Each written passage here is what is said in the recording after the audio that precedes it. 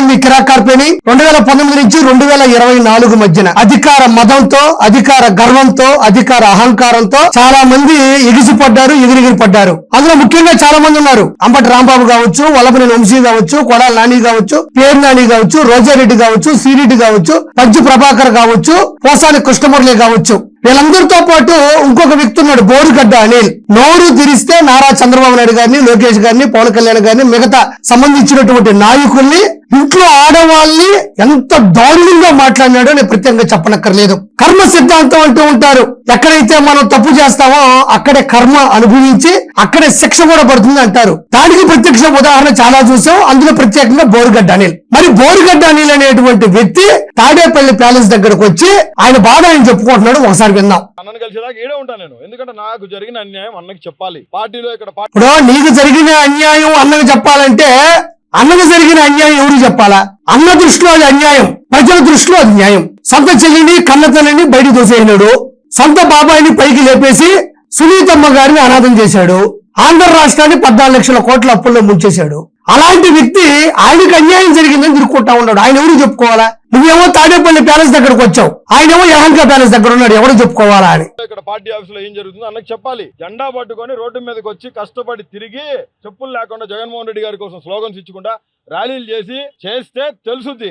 ఇగో ఈ మన బోరుగడ్డ అనిల్ అనే వ్యక్తి 2019 నుంచి 2024 మధ్యన అంత దారుణంగా దుర్భాషలాడుతూ ఉంటే, డైరెక్ట్ గా బూతులు మహిళల మీద ప్రయోగిస్తూ ఉంటే, ఆ రోజు జగన్మోహన్ రెడ్డి కనీసం బోరుగడ్డ అనిల్ మాకు మా పార్టీకి సంబంధం లేదు, లేదంటే బోరుగడ్డ అనిల్ ఆద్య ప్రయత్నం కూడా చేయలేదు. మరి ఎక్కడో ఉండే కాదంబరి జత్వాలని ముంబై నుంచి తీసుకొని వచ్చినటువంటి జగన్మోహన్ రెడ్డికి ఇల్లీగల్ గా 3 IPS పంపించి కాదంబరి జత్వాలను ఇక్కడ తీసుకొచ్చి హింసించినటువంటి జగన్మోహన్ రెడ్డికి దరిదాపుల్లో ఉండే బోరుగడ్డ అనిల్ ని ఆపే దమ్ము ధైర్యం లేదా? అది పెద్ద కష్టం కూడా కాదు. ఆ రోజు బోరుగడ్డ అనిల్ అనేవాడు చాలా అవసరం. ఆ బూతులు అలా అవమానపరచడం పార్టీకి ఏదన్నా ప్లస్ అవుతుందని జగన్మోహన్ రెడ్డి అనుకున్నాడు. సజ్జల రామకృష్ణారెడ్డి కూడా అనుకున్నాడు. కానీ బెడిసి కొట్టింది. ఈ రోజు ఎందుకు అనుకున్నాడు ఏమో, అతను జైలు కింద పట్టించుకోలేదు, ఇప్పుడు ఇంటి మీద కూర్చున్నా కూడా పట్టించుకోవట్లేదు. మరి ఆయన జెండాలు పట్టుకొని కష్టపడ్డాడంట. జెండాలు పట్టుకొని ఏ రోజు బోరుగడ్డ అనిల్ కష్టపడలేదు, బూతుల్లో పట్టుకొని కష్టపడ్డాడు. బూతుల్లో భవిష్యత్తు అనుకున్నాడు తప్ప ఏ రోజు అతను అంటే సమన్వయపరుచుకుంటూ న్యాయంగా బతకలేదు. ఇస్త్రీ గుడ్డలు వేసుకొని నలుగుకుండా సజ్జల రామకృష్ణ లోపల కూర్చుంటే పని అవుతుందా?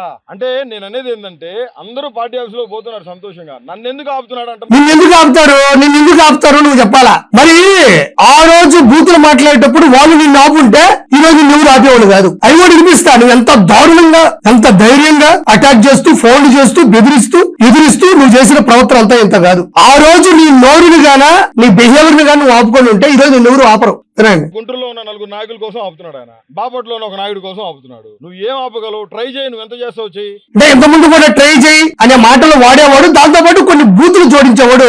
ఇప్పుడు మాత్రం ట్రై చేయి అనే పదాలు మాత్రం వాడుతున్నాడు. నేను ఇక్కడ గుడిసేసుకొని రోడ్ లో ఒక చిన్న మంచం వేసుకొని పడుకొని జగన్ కోసం పనిచేస్తానికి సిద్ధమైన ఇప్పుడు కూడా ఏం మాట్లాడుతున్నారు లోపల పార్టీ ఆఫీస్ లో? పార్టీకి వ్యతిరేకంగా వచ్చి కూర్చున్నాడని. నేను ఏమన్నా 10,000 మంది ధర్నా వేసుకొని కూర్చున్నానా? నేను చాలా పీస్ఫుల్ గా జగన్మోహన్ రెడ్డి గారిని కలిసేదానికి లోపలికి పోనీపోతే ఇక్కడ బయట కూర్చున్నా. నేను లోపలికి పిలిచి నేను అన్నాను కలుస్తా కదా పోయి. జగన్మోహన్ రెడ్డి గారి కోసం వెయిట్ చేస్తాం. జగన్మోహన్ రెడ్డి గారితో నేను నా భార్య వెళ్ళి మాట్లాడతాం. మాకు జరిగిన అన్యాయం ఆయనకి చెప్తాం. ఎందుకంటే ఇవన్నీ ఆయనకి తెలియదు. మరి అదే విధంగా బోరుగడ్డ అనిల్ జగన్మోహన్ రెడ్డిని కలిస్తే ముందు అసెంబ్లీకి కూడా పంపించు, తర్వాత పులివెందులకు సంబంధించి ఎమ్మెల్యే అతను పులివెందులకు కూడా పంపించు, ప్రజల మధ్యకు పంపించు. ఆయనకి నువ్వు కూడా న్యాయం చేయాలని కోరుకుంటున్నా. అయితే గతంలో ఇదే బోరుగడ్డ అనిల్ ఏం మాట్లాడాడో ఒకసారి విన్నాం. నేను తలుచుకుంటే నా కొడుక 8:30-9 నీ నాయకుడు వాడి కొడుకు మేము తోపులు అని కాలర్ ఎగరాసిన కొడుకులు మొత్తం తలకాయలు పార్సిల్ చేస్తా నా కొడుక. తలుచుకుంటే గుర్తుపెట్టుకో నా కొడుక. రే చంద్రబాబు నాయుడు 420 నా కొడుకును, ఎన్టీఆర్ కుటుంబాన్ని నాశనం చేసిన నా కొడుకు, బొల్లివేత్తో అనుభవిస్తున్నా నా కొడుకు. ఇప్పుడు సీఎం ఆర్డర్ ఇస్తే అబ్బని కొడుకు నేను లేపుతా. నేను ఆల్రెడీ చెప్పా, చంద్రబాబు నాయుడు గారికి చెప్పా, లోకేష్ గారికి చెప్పా, నీకు కూడా చెప్తున్నా. నీ అమ్మ లంజా కొడుక విను. జగన్మోహన్ రెడ్డి జోలికి వస్తే ఏ నా కొడుకు చంద్రబాబు నాయుడైనా, వాడమ్మ నా కొడుకు, వాడయ్య ఖర్జూర్ నాయుడైనా, లోకేష్ గాడైనా, నా కొడకల్లారా రాత రాసిన భగవంతుడు కూడా మిమ్మల్ని కాపాడలేడు. రాసి పెట్టుకోండి లంజా కొడుకల్లారా. అయితే ఇది సాక్షాత్తు జగన్మోహన్ రెడ్డి అధికారంలో ఉన్నప్పుడు జగన్మోహన్ రెడ్డికి తెలిసి జగన్మోహన్ రెడ్డి ప్రతి వీడియో వింటూ ఎంకరేజ్ చేస్తూ ముందుకు తీసుకెళ్లిన వీడియోలు ఇవి. ఇక్కడ చంద్రబాబు నాయుడు గారి గురించి, వాళ్ళ నాన్నగారు గారి గురించి, నారా లోకేష్ గారి గురించి, మిగతా నాయకుల గురించి ఎంత దారుణంగా మాట్లాడినాడు వినండి. అవి నేను మళ్ళీ వినిపించే ప్రయత్నం కూడా చేయను, దాని గురించి నేను మాట్లాడదలుచుకోలేదు. ఎంత దారుణంగా తప్పులు చేస్తే చాలా వరకు చెప్తారు ఈ జన్మలో తప్పు చేస్తే మరి జన్మలో అనుభవిస్తామని, కానీ ఈ జన్మలో ఇంత దారుణంగా తప్పు చేస్తే ఈ జన్మలోనే రిజల్ట్ వస్తుందని చెప్పడానికి ప్రత్యక్ష ఉదాహరణ బోరుగడ్డ అనిల్. ఇక్కడ గంట టైం ఇస్తే అబ్బా కొడుకుని లేపేస్తా, కుటుంబంలో ఆడవాళ్ళని కూడా అనుసంధానం చేస్తూ మాట్లాడేటువంటి మాటలు ఎంత దారుణంగా ఉన్నాయంటే నేను మళ్ళీ వినిపించే ప్రయత్నం కానీ చెప్పే ప్రయత్నం కూడా చేయనక్కర్లేదు. ఈ బోరుగడ్డ అనిల్ ఆ తర్వాత చూడండి జైలుకి వెళ్ళాడు. కట్ చేస్తే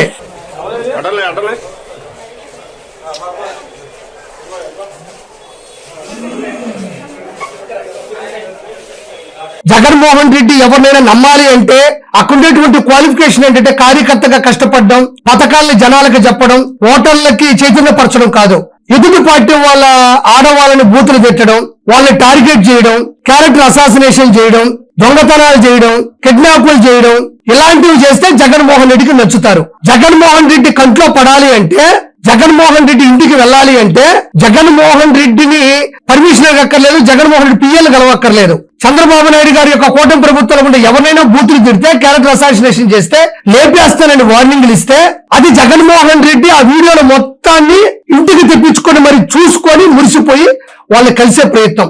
అది తెలిసిన బోరుగడ్డ అనిల్, అది తెలిసిన పంచప్రభాకర్, అది తెలిసిన శ్రీరెడ్డి, వీళ్ళందరూ కూడా కేవలం ఇవన్నీ చేసింది మనం ఇలా చేస్తే జగన్ ఇష్టపడతారు, మనం పిలిపిస్తాడనే. జగన్కేంటి రానున్న 30 సంవత్సరాలు మనదే ప్రభుత్వం, మన కాదు ఇంకో ప్రభుత్వం రాదు, జనాలు మనల్ని అమితంగా ఇష్టపడుతున్నారు కాబట్టి మనం ఏం చేసినా జనాలు ఆమోదిస్తారు. వీళ్ళేంటి మన బూతులు మాట్లాడితే, అబద్ధాలు మాట్లాడితే, ఎదుటి వాళ్ళని హింసిస్తే అన్ని ఇష్టపడతాడు, మనల్ని పిలిపిస్తాడు. ఈ 2 లాజిక్ల ప్రకారమే ఇవి జరిగినాయి. మరి ఈ విధంగా మాట్లాడినటువంటి వ్యక్తికి కర్మ సిద్ధాంతం ఎలా అయిందంటే జగన్మోహన్ రెడ్డి ఇంటి ముందు నిలబడుకొని జగన్మోహన్ రెడ్డిని అడుక్కుంటున్నాడు. కాబట్టి ఇలా చాలా మంది ఉన్నారు. రానున్న రోజుల్లో అదే జగన్మోహన్ రెడ్డి ముందు మీరు ఇక్కడ నేను చెప్పేది ఒకటే, సొంత చెల్లి కన్న తల్లి రక్త సంబంధికులుగా న్యాయం చేయలేకపోయాడు. ఆయన కోసం బూతులు తిట్టి, ఆయన కోసం బండబూతులు తిట్టి దారుణమైన దుర్భాషలాన్ని నీకెందుకు న్యాయం చేస్తాడు?